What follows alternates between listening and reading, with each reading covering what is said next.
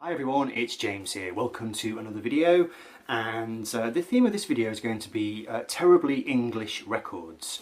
I just got thinking, I mean, I'm not an Englishman myself, to be fair.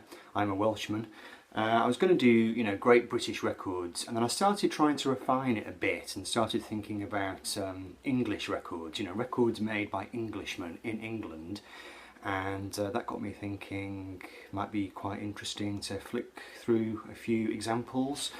I mean, the first band arguably ever to sing in proper English accents on record were of course the Beatles, but I mean they did heavily borrow from American influences. Their first album was absolutely chock-a-block full of girl group sounds and Motown and soul and American rock and roll music of course, but they did sing in Liverpool accents, which was a big departure really at the time. Cliff Richard never particularly went out of his way to sound British or to sound English, whereas on this record you've got George Harrison singing Do You Want to Know a Secret in a very phlegmy Scouse accent, and the Beatles' regionalism was a big part of what made them so innovative, I suppose, and helped them make a massive impact in a way that previous attempts at doing British rock and roll had never really succeeded in doing. I mean, the question of what actually is Englishness is an extremely complicated topic, obviously. You've got stuff like Nick Drake, at the start of the 1970s. I suppose you could say, English pop music, English rock music is shot through with a kind of yearning, melancholy feeling.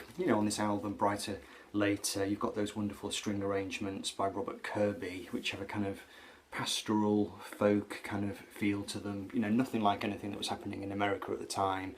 Nick Drake had a very plummy English accent. He was, he was what we would describe as a posh boy in the UK. His songs were very English. They tapped into a slightly mournful English sensibility, quite kind of autumnal. Also, the Englishness creeps through, I would say, probably when the songwriter is quirky or draws on popular English folklore.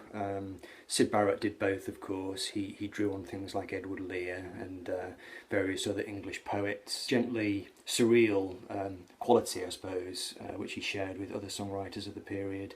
But there's certainly something incredibly quintessentially English about Syd Barrett. It's hard to imagine him coming from America or from France or wherever. There was definitely something very English about him, very kind of wayward, quirky, that whole kind of lost in the woods quality, which conjures up England. I mean, his old band, Pink Floyd, they did have a lot of American stuff in their music, thanks to David Gilmour being massively influenced by people like B.B. King, but certainly on records like Atom Heart Mother, a bit like the Nick Drake album, you had that very kind of English pastoral orchestral thing, a bit kind of Vaughan Williams, and just this sort of absolute English nature of the cover, the cow in the field. It's just something extremely English about it. I couldn't do a video about English pop music, English rock music without mentioning Ray Davies. So, we've done the quirky thing, we've done the pastoral thing. I suppose with the Kinks, what really started to creep into English music was the English sense of the underdog. And there's a slight, well, fairly strong sense of embitterment, which is in the English psyche. But it's mixed in with humour as well. Think Monty Python.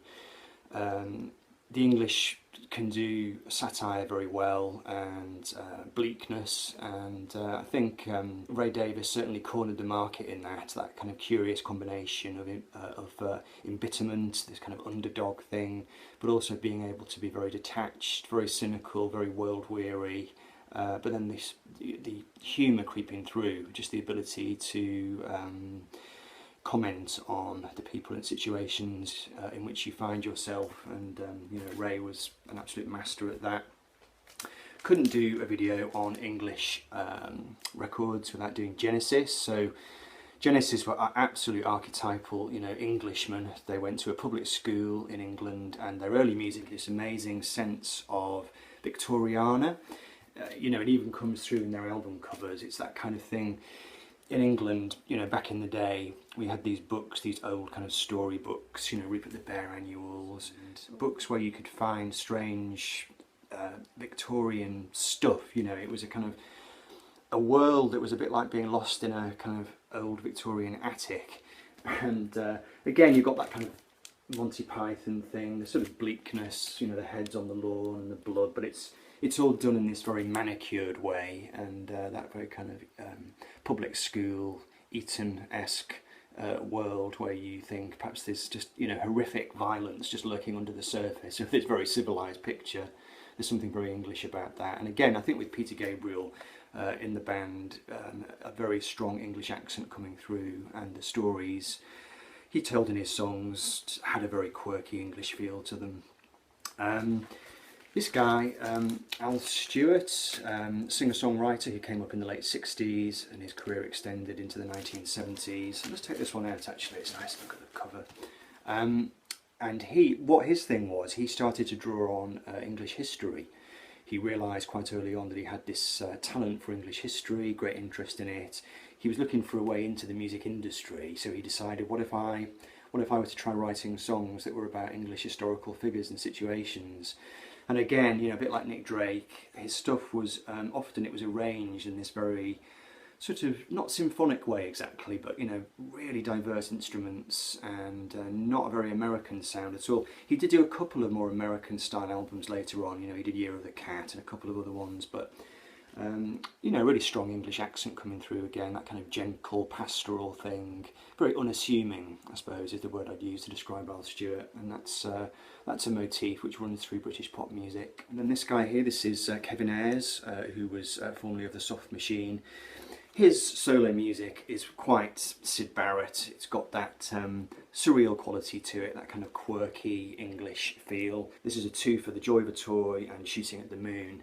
And you can see, you know, the artwork there. You've got the kind of blue sky. It just looks very English. You've got the soldiers there marching along. Yeah, kind of drawing on folk music and children's literature again. There's a kind of nursery rhyme quality to Kevin's music. Couldn't do a video of this kind, of course, without mentioning early David Bowie. And again, obviously, he went very American as the 1970s progressed, but he stayed true to his European roots, and he went really European after he did the American thing. But he started out really influenced by Syd Barrett, and you know, Hunky Dory has that very soft, kind of pastel-coloured English quality to it, with the Rick Wakeman piano chords and just that kind of high, reedy voice that David did during this period. There was something very English about that as well. Colin Blount from the Zombies made some wonderful albums in the 1970s and going into the 80s, I think. This one is Planes from 1976, and again he just has that very gentle, lyrical vocal style, English accent coming through, very unassuming. You know, the music is soft, it's soft tinted, it's just lovely to listen to. Colin, one of the great voices of kind of English pop music, quite underrated really, and this album has got the Zombies song Care of Cell 44 on it, and there's something very English about that song. That kind of parochial feel, that kind of sense of location and place, you know, really important to English music. So there's Colin. Bit of a departure, this one. I wanted to include this because it kind of breaks the mould a bit, but there's something very English about the Sex Pistols. John Lydon very famously modelled his vocal delivery on Laurence Olivier. I think it was Richard III, and there was something very repressed breaking out about the Sex Pistols. There was that kind of sense of naughty schoolboys, you know, finally breaking down the doors and running amok and spitting in the streets, and something very London about them. It was a very British or English take on punk rock, I think. It wasn't like the Ramones, it wasn't like Television, it didn't have that kind of American feel. It was definitely English, and John Lydon was a master at conveying that. So a very different kind of English record, but obviously, you know, a really important one. And then in its wake, you had all sorts of very English bands coming through. You had the Jam, who were from Woking, and Paul Weller sang in this very broad kind of London accent, and he sang about English streets and English locations and English themes and characters. Really influenced by the Kinks and the Small Faces, of course. Just an archetypal English band. And then you had Madness coming through as well, and I think they kind of milked the kind of Ray Davies Kinksian world of melancholy. Really, they were quite quirky. They were not surreal, but they definitely had that sense of melancholy, which came through in their songs. You know, this album, The Rise and Fall, it's got some really kind of bleak, happy, sad kind of songs, and just, I don't know, just the monochrome cover and just the kind of bleak background, and it just looks like an English scene, a bit like Pink Floyd again. You know, you've got that kind of high-rise buildings in the background and people walking across the park. It just looks like a 1970s English scene. You've got Julian Cope, of course, who is a huge expert in English megalithic history, and he kind of draws on lots of kind of archaic English stuff in his music, you know, musically and lyrically. Sings in a very strong English accent. You really go back into the mists of archaeological English time with Julian. Almost there. Matt Johnson, one of the natural heirs to John Lydon, really. Absolutely brilliant songwriter, sang in a very strong English accent. Again, let's go back to the Ray Davies thing. It's got the utter bleakness there, but also it's shot through with politics, a bit like Paul Weller. He was a really political songwriter, and he wrote about English concerns. You know, Thatcherism was a big bugbear of his, and he wrote very eloquently about that. And there's something very, again, that very kind of repressed English boy breaking out, and the embitteredness and the humour as well. You know, great sense of humour coming through on this record. He sings, "I'm just a symptom of the moral decay that's gnawing at the heart of the country." So that's my selection. Hope you enjoyed the video, and I'll see you all very soon. Take care, folks. Bye bye.